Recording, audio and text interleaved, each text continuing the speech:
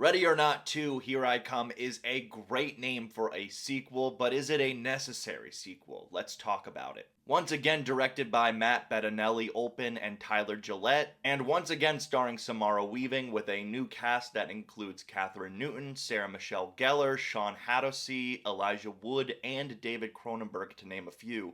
Ready or Not 2, Here I Come picks up right where the first movie left off and follows Grace and her estranged sister Faith being hunted by a group of elite families in a high stakes ritual to claim the ultimate seat of power. I really enjoyed the first Ready or Not. It was a pleasant surprise of a horror comedy in 2019, and this sequel attempts to expand on its premise and make it bigger, but with an if it ain't broke, don't fix it kind of approach that doesn't feel all that different from the first movie. There's a game of hide and go seek where Grace and now her sister are being murderously pursued by an eccentric and twisted group of ultra wealthy people, which leads to some morbid fun and darkly comical shenanigans. I by no means had a bad time with this movie, but I didn't have an outright good time with it either. It was very middle of the road for me. Samara Weaving and Kathryn Newton have a decent sisterly chemistry together that's filled with humor and tension, and I'd say that dynamic is the most compelling new aspect this movie has to offer, although it still came across as rather vague and slightly underdeveloped. Sarah Michelle Gellar, Sean Hatosy, and Elijah Wood are all welcome additions to the cast, but I was left wanting more of them. I think one of the biggest problems with this movie is that there are too many antagonists, which doesn't leave much room for any of them to stand out. And ultimately, it's fine to watch in the moment, but there's nothing particularly memorable or special about this story this time around.